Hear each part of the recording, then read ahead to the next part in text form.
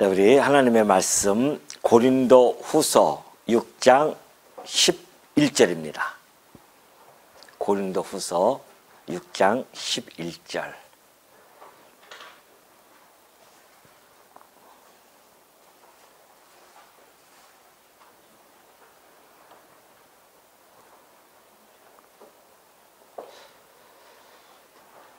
고린도인들이여 너희를 향하여 우리의 입이 열리고 우리의 마음이 넓어졌으니 너희가 우리 안에서 좁아진 것이 아니라 오직 너희 심정에서 좁아진 것이니라. 내가 자녀에게 말하듯 하노니 보답하는 것으로 너희도 마음을 넓히라. 우선 13절까지 봉독해 드렸습니다. 우리 지난 시간에 3절부터 살펴봤죠. 1절부터 6장 1절부터 10절까지의 내용을 살펴봤는데, 바울이 자기가 사도직을 수행함에 있어서 얼마나 자신이 헌신적인 태도를 가지고 그렇게 펼쳐왔는지를 아주 이 필치 자체가 아주 격정적으로 그렇게 서술한 그런 내용을 우리가 살펴본 바가 있죠. 정말 그 1절부터 10절까지 보면은 완전 그냥 그 파도가 막 밀려오듯이 바울이 아주 거침없이 펜을 들어서 써내려가는 모습을 우리가 감지할 수가 있을 것입니다. 그래서 그 매맞음, 궁핍, 고난 뭐 그런 거 쭉 써 있지 않습니까? 매맞음, 가침, 난동 이런 것들. 그렇지만은 그 가운데서도 나는 정말 오래 참음과 깨끗함과 지식과 진리의 말씀과 하나님의 능력으로 의의 무기를 가지고 어떠한 상황이 있든지 영광을 얻든지 욕됨을 얻든지 악한 이름을 얻든지 아름다운 이름으로 얻든지 간에 우리는 묵묵히 그 일을 잘 감당했느니라. 그러면서 여러 가지 역설적인 그러한 삶의 모습을 잘 설명해 준 바가 있습니다. 그러면서 이제 오늘 11절 처음에 고린도인들이여 라고 그렇게 호칭을 가지고 있죠. 그러니까 그동안 계속해서 막 파도처럼 밀려왔던 그런 격정적인 그러한 필치를 써내려갔던 바울이 여기서 좀 숨을 고릅니다. 그래서 고린도인들이여 하면서 화해를 종용하는 그러한 모습을 잘 보여주고 있죠. 그러면서 너희를 향하여 우리의 입이 열리고 우리의 마음이 넓어졌으니 그래요. 너희를 향하여 우리의 입이 열렸다고 하는 것은 바울이 앞에 있는 그 고린도후서 1장부터 물론 쭉 넓게는 그렇게 되어 있고요. 좁게는 지난 시간에 그 바울의 그 헌신적인 자기의 태도를 하나하나 자기의 그 중심을 가지고 고린도 성도들에게 하나하나 다 숨김없이 낱낱이 밝혔다고 그렇게 피력을 하는 겁니다. 우리의 입이 열렸다. 내가 너희들에게 내 마음에 감추지 않고 솔직하게 너희들에게 다 내가 이야기했다는 것이죠. 그러면서 우리의 마음이 넓어졌으니 그래요. 사실 고린도 성도들이 바울을 갖다가 배척하고 또 멀리하고 또 괴롭히기도 하고 그랬었습니다. 그럼에도 불구하고 바울은 그들을 포용할 그러한 준비가 언제든지 되어 있음을 아주 생생하게 잘 전달해 주고 있습니다. 바울의 이 모습 보십시오. 우리의 마음이 넓어졌으니 한없는 넓은 마음을 가지고 있음을 바울이 지금 피력해 주고 있는 겁니다. 그러면서 너희가 우리 안에서 좁아진 것이 아니라 오직 너희 심정에서 좁아진 것이니라 그러죠. 너희가 우리 안에서 좁아진 것이 아니라, 다시 말해서 만약에 그 좁아진 것이 있다고 한다면은 그것은 바울 자신 때문이 아니라는 겁니다. 사실 바울은 진리를 전하고 사랑을 전해줬을 뿐인데 그들이 그렇게 오해를 했던 거죠. 바울에 대한 오해를 했었습니다. 왜 그러냐면은 바로 잘못된 정보가 그들에게 계속해서 침투가 되어졌기 때문에 그렇습니다. 거짓 사도들이 와가지고서는 바울에 대해서 험담을 하고 바울에 대한 어떠한 단점이라든가 이런 것들을 계속 부각시키면서 성도들로 하여금 바울을 떼놓으려고 하는 그런 모습을 보여줬었죠. 그렇기 때문에 너희들이 지금 마음이 이렇게 나하고 멀어지게 되어지고 이렇게 좁아진 것은 나로 인한 것이 아니라 바로 너희들 자신의 감정 때문에 그렇다는 것을 잘 보여주고 있습니다. 그러면서 내가 자네에게 말하듯 하노니 보답하는 것으로 너희도 마음을 넓히라 그래요. 내가 자녀에게 말하듯이 하니까 너희가 자녀처럼 또 자녀가 고린도 교회는 바울이 정말 가서 희생을 하면서 세운 교회 아닙니까? 그러니까 영적으로 낳은 자녀들 같아요. 그래서 내가 너희들 그렇게 말하니까 너희들도 아버지에게 정말 그렇게 마음을 열어놓고 얘기하듯이 너희도 마음을 넓히라 그렇게 권면을 하는 내용이 좀 13절까지 소개되어져 있습니다. 자, 바울이 교회라고 하는 것은 그렇습니다. 이 교회뿐만이 아니라 이 세상에 그 어떠한 곳도 갈등이 없을 수는 없습니다. 그죠? 가정에서도 그렇고 친구 간에도 그렇고 또 직장에서도 그렇고 그 교회조차에서도 갈등은 언제든지 내재되어져 있습니다. 그렇기 때문에 그 갈등으로 인해서 여러 가지 어려움을 겪습니다. 그러니까 갈등은 이 땅에 우리가 살아가면서 이 지상교회도 완전한 이 하나님의 나라의 완성도가 있는 그런 곳이 아니기 때문에 불완전하죠. 그러니까 교회 내에 끝없는 갈등이 침투가 되어지고 일어날 수밖에 없습니다. 그런 것은 우리가 이제 교회 생활을 하면서 여러분들도 너무나 많이 겪고 있지 않습니까? 과거에도 겪었었고 현재도 겪고 또 앞으로도 계속해서 이러한 갈등은 끊임없이 나타날 수밖에 없습니다. 자, 그렇다고 한다면 필연적으로 올 수밖에 없는 이 갈등에 대하여 우리 성도님들 또는 교회는 어떠한 태도로서 이것들을 풀어 헤칠 수 있으며 극복해 나갈 수 있겠는가에 대한 문제입니다. 우리는 오늘 이 바울의 이런 모습들 속에서 이 바울이 자기가 사도권을 열심히 변론한 후에 아닙니까? 그리고 이제는 화해를 이루려는 어떠한 실천적인 노력이 지금 이 11절부터 잘 나타나 있어요. 하나님께 맡기고 갈등했으니까 하나님께 알아서 해주시겠지 끝나는 것이 아니라 그러한 갈등을 풀어내고자 하는 실천적인 노력이 반드시 필요하다는 겁니다. 왜냐하면 우리가 인간관계 속에서 살았기 때문에 그래요. 어쩔 수 없습니다. 이거는. 그래서 우리가 그걸 풀어낼 때에 바울이 어떻게 풀어나는지를 잘 보여주고 있는데요. 자신을 오해하고 있는 그러한 고린도 성도들에게 정말 먼저 마음을 여는 그런 모습을 보여줍니다. 11절에서 그러잖아요. 우리의 마음이 넓어졌다고 그렇게 표현을 해줍니다.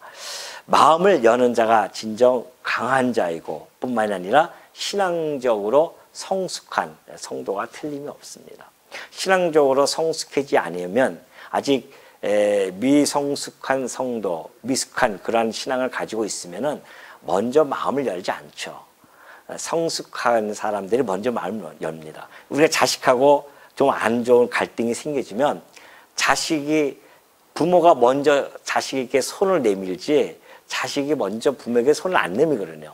물론 그런 경우도 종종 있겠지만은 대부분은 보편적으로 보면은 부모가 먼저 손을 내밉니다. 왜 그럴까요? 부모가 더 성숙되어져 있기 때문에 그렇지 않습니까? 그래서 마음을 열고서는 그를 포용해 주려고 그런 시도를 하는 거죠. 그것처럼 바울도 우리의 마음이 넓어졌다 하면서 정말 고린도 성도들이 바울과 그리스도 안에서 한 지체 아닙니까? 그래서 그 하나됨, 그 화평함을 이루고자 하는 그런 모습으로 먼저 자신을 낮춥니다. 그래서 그들에게 다가간 거예요. 그러니까 너희도 먼저 마음을 넓혀라. 이게 아니잖아요. 그죠? 그럼 13절에 나와요. 11절은 뭐예요? 우리가 우리의 마음이 넓어졌다고 먼저 마음을 확 넓힙니다. 이거는요, 바울이 가지고 있는 그 성품으로부터 약이 되어지는 것은 결코 아닙니다. 바로 이것은 아까 우리 장로님 기도하셨지만은 성령의 열매로부터 출발되어져야 됩니다. 그러니까 바울이 지금 성령의 안이 가득 충만한 분이기 때문에 그 성령 안에서 사랑과 화평과 다 성령의 열매 아닙니까?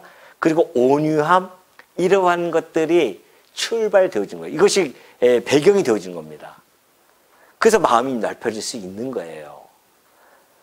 바울이 원래 그렇게 마음이 넓은 사람이 아니잖아요. 그래서 사람을 그냥 교회 성도들을 쫓아다니면서 어떤 핍박하고 했던 그런 바울이었었는데, 그가 그리스도를 만나고 성령의 충만함을 입고 보니까 성령의 열매가 나타나는 겁니다. 그 성령의 열매가 마음이 넓어지는 것으로 표출이 되어지는 거죠. 그러니까 우리 성도님들이 아직도 내가 그래 마음이 좁아져가지고서는 먼저 손 내밀지 못한다? 그건 아직 내가 성령의 열매가 강하게 작동되지 않아요. 우리 복음서가도 있지 않습니까? 내가 먼저 손 내밀지 못하고 그런 거가 있잖아요. 이게 우리 성도님들이 성령의 열매가 강하게 작동하면 자존심보다도 앞서는 겁니다. 뭐가? 사랑과 화평과 온유함이 내 안에 있는 자존심과 비교할 수 없는 강력한 힘을 작동시키는 거죠. 그래서 먼저 손을 내미는 겁니다. 화해하자. 내가 마음을 넓히겠다. 먼저 마음을 넓혀야 되잖아요. 저 사람이 먼저 마음을 넓히는 것이 아니라 먼저 강한 자가, 먼저 성숙한 자가 마음의 문을 활짝 열 수 있는 겁니다. 그래서 먼저 다가가야 된다는 것이죠. 그래서 바울이 얘기했듯이, 그러나 이제 지금 너희들이 우리 안에서 좁아진 것이 아니라 너희 심정에서 좁아졌다. 이 마음이 좁아진다고 하는 것은 상대편으로부터 출발되어진 것보다 사실은 자기로부터 출발되어진 것이 참 많습니다. 그게 바로 여기서 그런 이야기죠. 너희 심정에서 좁아진 것이라고 이렇게 잘 설명해 주고 있습니다. 자, 이 마음이 좁아지는 것은 소위 이제 우리가 신맥경화? 동맥경화는 들어보셨죠? 신맥경화는 있습니까, 장로님? 원래 그런 말은 없죠. 신맥경화는 우리의 마음이 좁아져요, 점점. 거기 불순물이 끼어가지고서는 좁아지는 겁니다. 그 이야기는 내 주변에 있는 내 마음이 내 주변에 있는 환경으로 인해서 자꾸만 좁아지는 거예요, 사실은. 그 여유가 없어지는 거죠. 우리가 왜 마음이 좁아집니까? 여유가 없어지니까 자꾸 마음이 좁아지고, 그리고 자꾸만 편협되어지고, 초조해지고, 이런 모습으로 나타날 수밖에 없습니다. 우리가 여유가 좀 있으면은 어떤 그 편협한 생각, 초조한 그러한 마음을 갖지 않거든요. 그것이 가지고 있다고 하는 것은 내 마음에 여유가 없다는 것이고, 마음이 여유가 없다고 하는 것은 내 마음이 지금 점점 좁아지고 있다는 겁니다. 신맥경화 중이라는 것이죠. 그래서 그것이 자꾸만 그런 나의 말이 언행이라든가 행동으로 표출되어질 수밖에 없습니다. 그래서 참 우리가 이 13절에 얘기했듯이 내가 자녀에게 말하도록 하노니 보답하는 것은 너희도 마음을 넓히라. 그렇게 권면을 합니다. 마음을 넓혀라. 바울이 먼저 마음을 넓히고 너희들도 마음을 넓히라고 그렇게 이야기를 해줍니다. 자, 마음을 넓힐 때에 물론 성령의 열매가 의해서 우리가 마음을 넓혀야 되죠. 그러나 그 또 한편으로는 우리가 어떠한 시각을 가지고 이 현재 삶을 바라보고 있느냐에 따라서 우리의 마음이 넓어질 수도 있고 좁혀질 수도 있습니다. 한번 볼까요?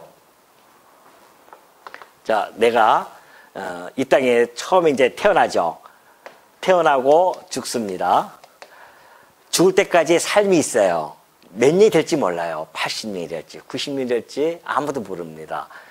이 땅에 우리가 살아가는 동안에 우리가 삶을 지금까지 살아와 봤지만은 이 삶이라고 하는 것이 이러한 삶으로서 주어지는 것은 틀림없습니다. 그렇죠?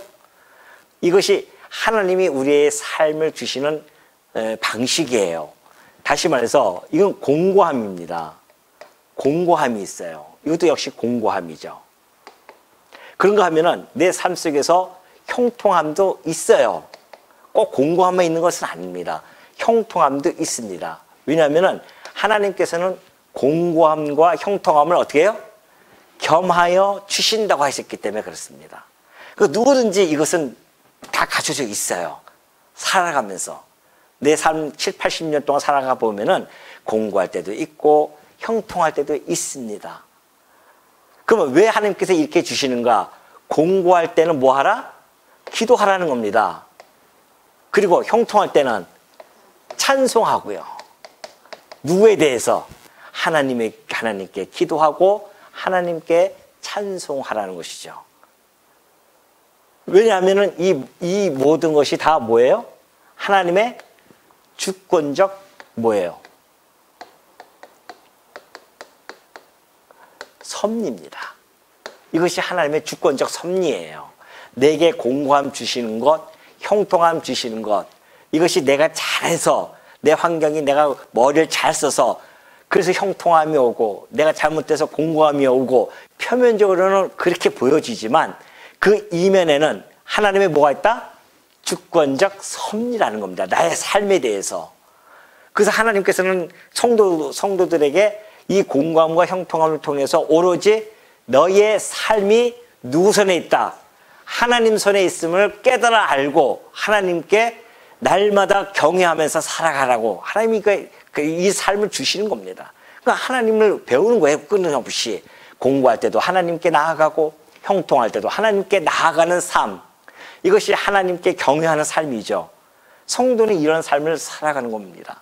그렇다고 한다면 이 삶이 우리의 인생의 전부라고 하면 참 비극적이죠. 이게 무슨 의미가 있습니까? 공고하다, 형통하다, 공고하다, 형통했다. 무슨 의미가 있겠어요? 그러나 우리의 삶이 이생이 아니라 바로 우리에게 주시는 우리가 육신의 생명을 다하고 나면 뭐가 있습니까? 영원한 것이 있어요. 영원함 있습니다. 우리에게 주시는 영원한 기업이 있고 상속이 우리는 받은 자들이고 영원한 생명을 가지고 영원토록 하나님과 함께 찬송하면서 살아가는 자들이에요. 여기서는 찬송하고 기도하고 이런 삶이지만은 영원함 속에서는 오로지 찬송뿐이 없습니다. 여기서 무슨 기도하겠습니까? 찬송이에요. 여기서는 기도가 있어야 되지만 여기는 찬송뿐이에요. 무슨 찬송? 우리의 영원한 찬송 할렐루야뿐이 없단 말입니다. 할렐루야를 부르면서 우리가 살아가는 존재들이에요. 여기서는 영원토록 할렐루야 부릅니다. 그러니 이 내 삶에 대한 총체적인 시각을 가져야만이 우리의 마음이 넓어질 수가 있어요. 이 삶에 함몰되어져 있으면은 마음이 넓어질 수가 없습니다. 이때는 뭐 넓어지는 것 같아요. 그다가 이때 푹 꺼져버립니다. 공고함이 오고 어려움이 오고 그러면 그냥 막 불평, 불만, 짜증이 나고 막 그러죠. 그때는 내 마음이 좁아졌기 때문에 누가 한마디 하면은 형통할 때는 그냥 웃으면서 받아들이는데 공고할 때 별 얘기도 안 했는데 갑자기 확 돌아줘가지고서는 막 그거 가지고서는 삐져가지고서는 그럴 때가 많단 말입니다.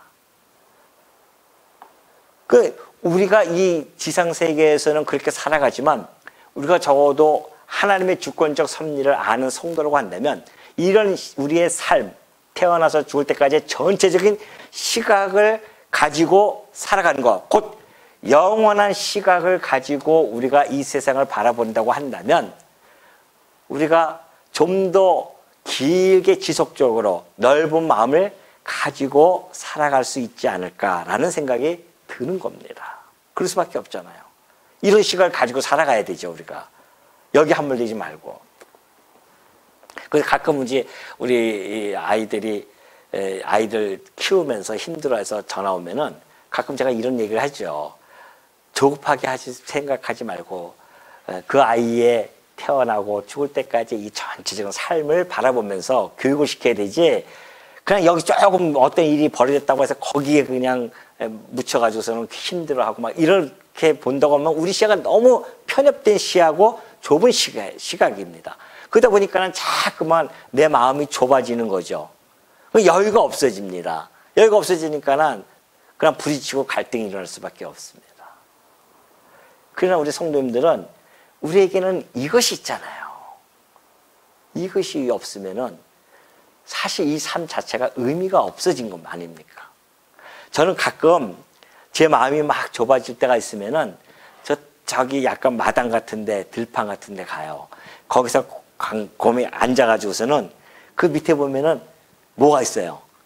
개미들이 있습니다. 그럼 조그만 개미들이 와서 탁탁탁 하는 걸 가만히 뭐 1시간이고 뭐 쳐다봐요. 그 개미는 그 삶이 전부인 줄 알고 거기서 땅에서 왔다 갔다 뭐 하나 짚고 갑니다. 그럼 죽으라고 왔다 갔다 해. 그거 오다 보면은 뭐 돌덩어리가 하나 딱 걸려요. 그럼 그걸 또 열심히 돌아서 뭐 기어가든지 하든지 힘들게 가요. 그럼 또 평평한 길이 나옵니다. 그래가지고서 왔다 갔다 또 갔다가 왔다 갔다. 그러한 개미의 인생보다는 개생이에요. 그 개생을 보면은 얼마나 나름대로는 의미가 있이 열심히 살아가지만은 그들에게는 이게 없잖아요. 그 생이 이 생뿐이란 말입니다. 그들은. 그게 도대체 그 삶을 통해서 물론 하나님의 영광을 드러낸다고 하는 궁극적인 그 삶의 그 개미들의 그 개생의 그 의미를 가지고 살아가지만은 개생들 입장에서 보면은 그건 진짜 그거 별거 아니지 않습니까? 그렇게 우리가 봤을 때는. 그럼 저는 이제 거기서 상상의 나래를 핍니다. 거기서 쭉 하늘로 점점 올라가요, 제가. 쭉 올라가면 뭐가 보입니까? 이 모충동이 보이는 거예요. 그 모충동에서 사람들이 막 왔다 갔다 막 개미처럼 그렇게 막 바빠요. 그래서 조금만 더 올라가면은 청주가 보입니다. 그리고 조금만 더 올라가 보십시오. 대한민국이 보여요. 사람 보입니까? 안 보여요. 각자 열심히 살아가고 뭔가 그냥 막 그렇게 바쁘게 살아가지만 그 위에서 보면 아무것도 안 보이는 하나의 점도 아니에요. 그런 존재예요, 우리가. 개미와 같은 존재란 말입니다. 거기 더 올라가 보십시오. 우주 정거장에서 보면은 지구 덩어리 하나가 탁 스스로 자전하면서 빛을 발하면서 그걸 바라봅니다. 거기서 제가 보일까요? 보이지 않는 존재입니다.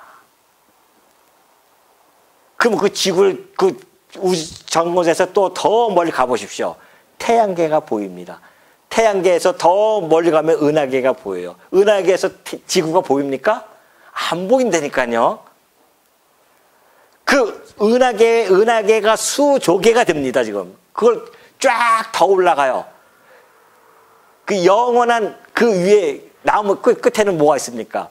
그 우주의 너머에는 뭐가 있어요? 하나님의 나라가, 영원한 나라가 그 안에 다 있는 겁니다. 거기서 이 우주를 바라보면 그 우주는 뭐예요? 밤의 한 경점과 같은, 찰나와도 같은 그런 하나의 모습이란 말입니다. 거기서 우리가 살아가는 존재입니다. 뭐 대단한 거 이루는 것처럼 그냥 60, 70년 잠깐 왔다 가면서도 뭐 대단한 것처럼 그렇게 살아가는 우리 인간의 존재가 얼마나 어리석은 존재나 말이죠. 그 정도 그런 영원한 시각으로 이 땅을 나의 삶을 본다고 한다면 거기서 막 싸우고 부딪히고 뭐 욕하고 막 그냥 어떻게 하나 더 앙캉하고 이런 우리들의 삶의 모습이 얼마나 비참한 모습인가 보여지지 않습니까? 우리 인생이 그렇습니다. 그러니까 영원한 시각으로, 총체적인 시각으로 하나님의 주권적인 섭리라고 하는 이 총체적인 시각으로 나의 삶을 바라봐야만이 우리의 마음이 어떻게 해요? 확 넓어집니다. 별거 아니라니까요. 우리 60, 70년 기껏 사면서 그냥 싸우면서 그냥 아웅다웅하면서 살아봤자 60, 70년이에요. 성도는 이곳에서 그렇게 아웅다웅 살 정도가 아니지 않습니까?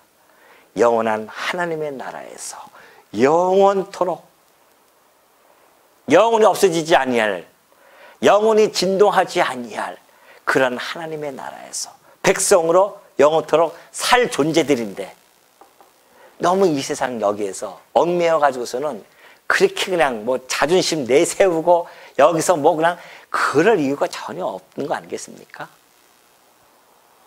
좀 지경을 넓히자고요. 확 우리 마음들을. 바울이 지금 그걸 얘기하는 겁니다. 너희들 마음을 넓혀라. 별거 아닌 거 가지고서는 싸우고 부딪히고 내가 잘났다 네가 잘났다 그럴 이유가 전혀 없다는 거 아니겠어요? 그러니 이러한 시각을 가진 우리 성도들이 모였는데 교회 안에서 갈등이 일어난다고 하는 것은 정말 창피한 일 아니겠습니까? 우리가 이런 시각을 바라본다고 한다면 교회 안에서의 갈등은 사실은 그렇게 힘을 발휘할 수가 없을 것입니다. 다 이해해 줄 수 있고 그런 거 아니겠냐 말이죠. 바울이 지금 그 성도들에게 그렇게 우리가 화해를 이루는 데 있어서는 마음을 넓히라는 겁니다. 그러면서 이제 14절 보면 그래요. 너희는 믿지 않는 자와 멍에를 함께 매지 말라. 의와 불법이 어찌 함께하며 빛과 어둠이 어찌 사귀며 그리스도와 벨리알이 어찌 조화되며 믿는 자와 믿지 않는 자가 어찌 상관하며 그래요. 자, 지금 바울이 얘기하는 것은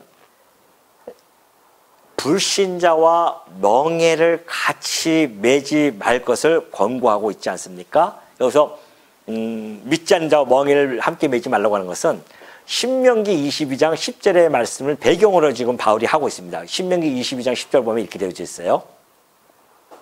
너는 소와 나귀를 결의하여 갈지 말라. 그래요. 하나님께서 모세를 통하여서 일찍이 율법을 주실 때 이렇게 주셨어요. 소와 나귀를 결의하여 갈지 말라. 결의한다고 하는 것은 한때 멍에를 같이 매가지고 하는 거 아니겠습니까? 그럼 왜 그렇게 하지 말는가? 물론 물리적인 부조화도 있습니다. 소하고 낙엽은 맞지 않죠. 소는 온순한 동물이지만은 이 나귀는 아주 거칠은 그런 동물입니다. 사실은. 그리고 서로 크기도 다르고요. 그러니까 같이 잘 조화가 되어질 수 없어요. 그러나 더 본질적인 것은 소는 뭐예요? 정결한 짐승이고 나귀는 부정한 짐승입니다. 그러니까 정결한 짐승과 부정한 짐승을 함께 결의하여 갈지 말라고 하는 하나님의 말씀이 주어져 있습니다.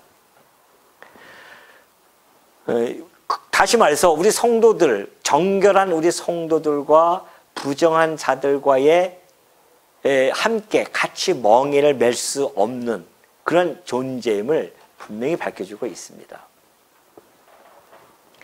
자, 다시 말해서 바울이 지금 이 이야기를 왜 갑자기 하냐면은 마음을 넓히라고 했잖아요. 그러니까 마음을 넓히니까 거짓 사도들도 그냥 함께 잘 받아들이겠다라고 혹시 생각할까봐 바울이 지금 여기서 일침을 가는 겁니다. 아니라는 것이죠.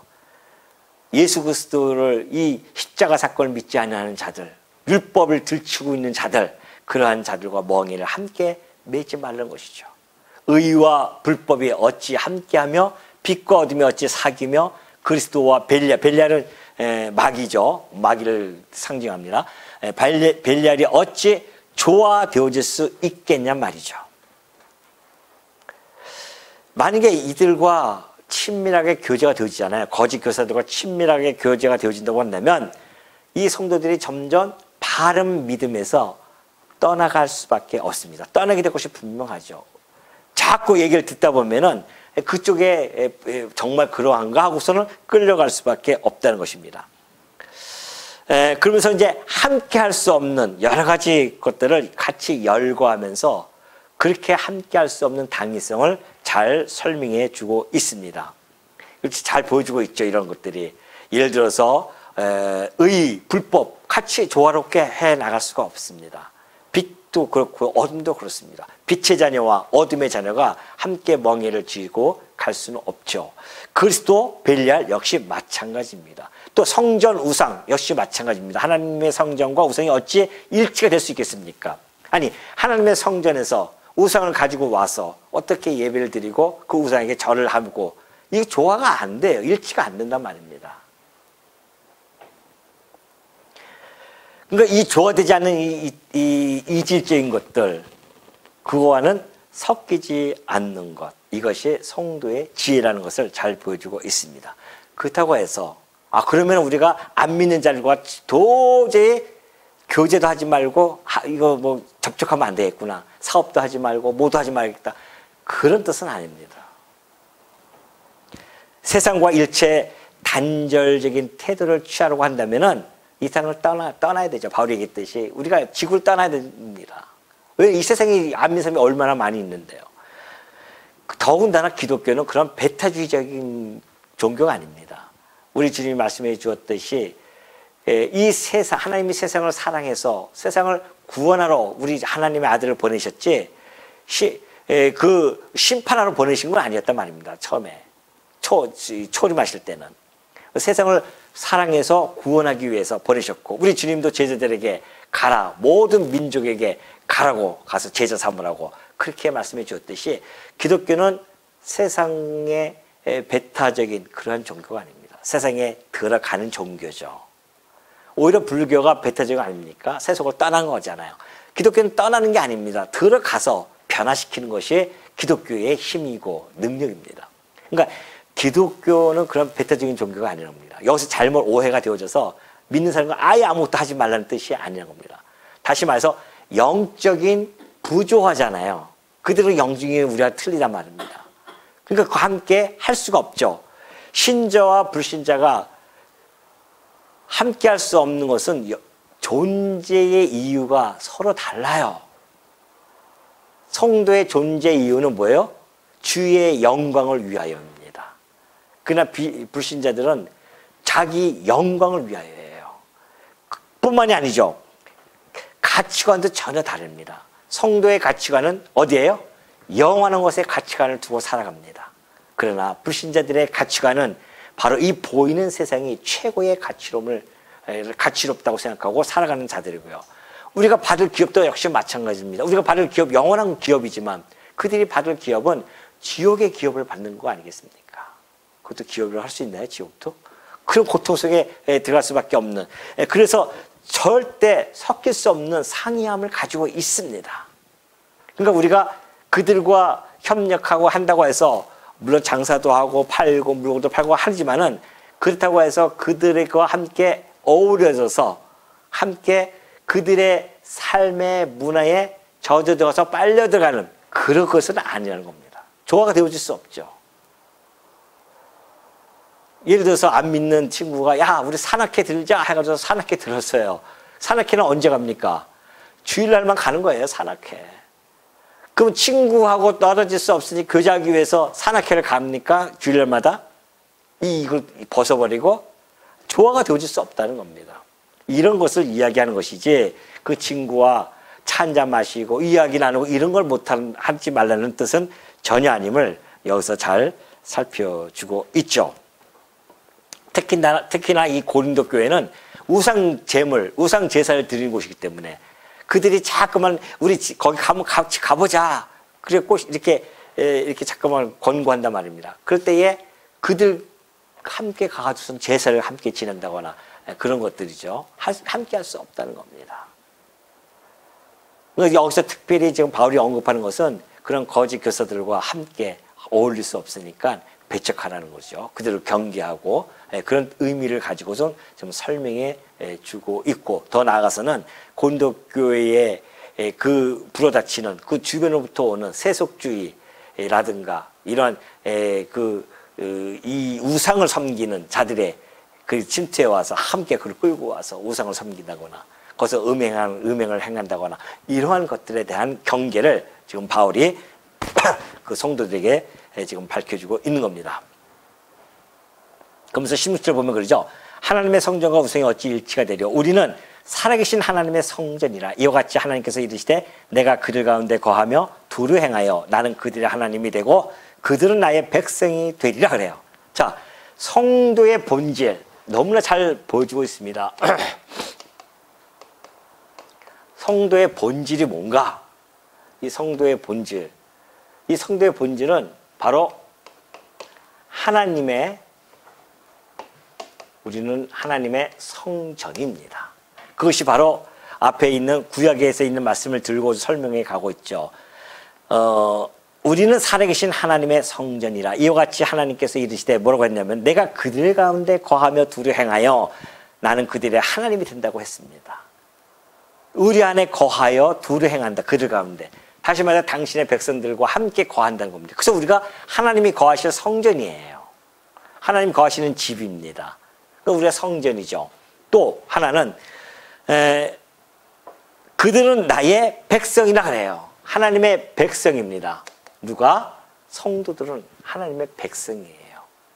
그러면서 그 백성들은 17절 보면은 그러므로 너희는 그들 중에서 나와서 따로 있고 부정한 것을 만지지 말라. 내가 너희를 영접하여.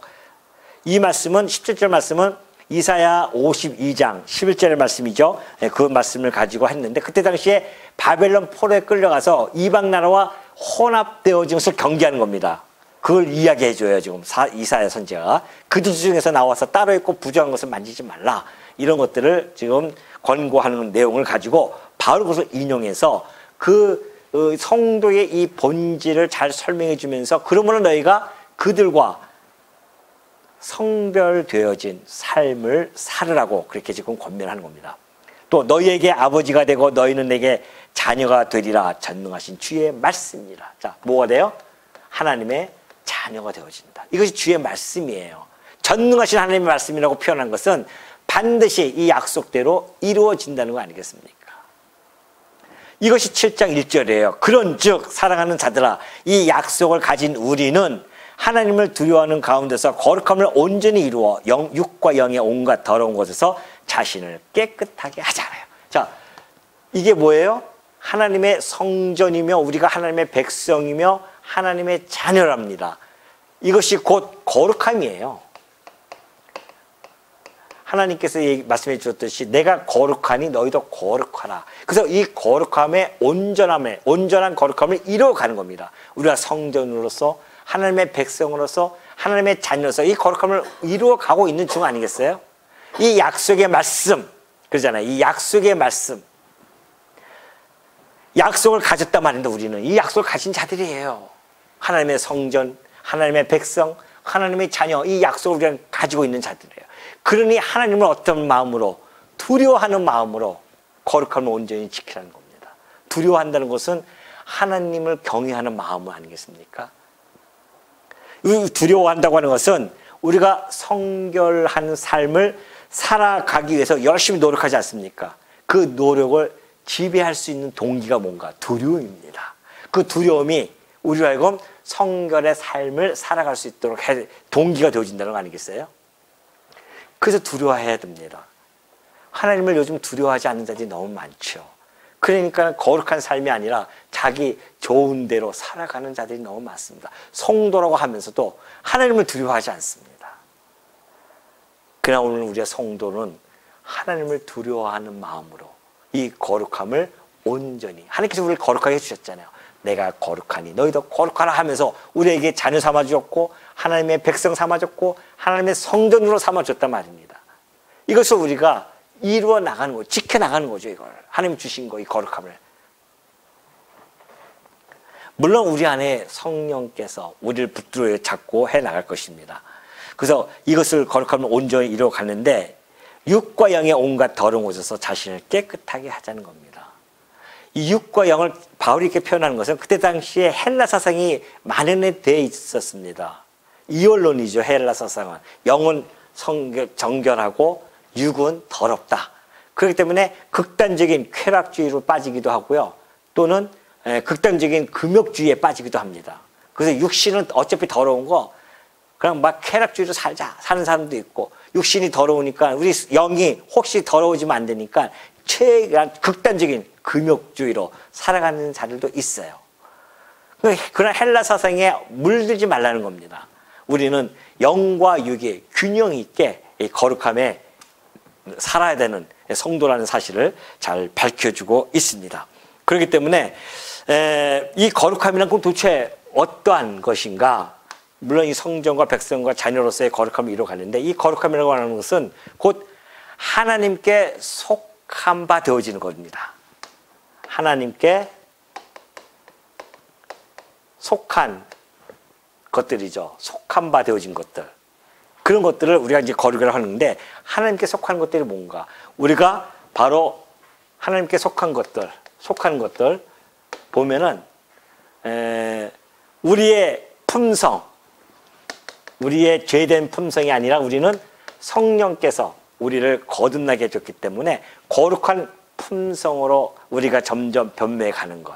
이것이 하나님께 속한 것이에요. 하나님께 속한 품성을 지니고 살아가는 것. 이것이 거룩함 아니겠냐 말이죠.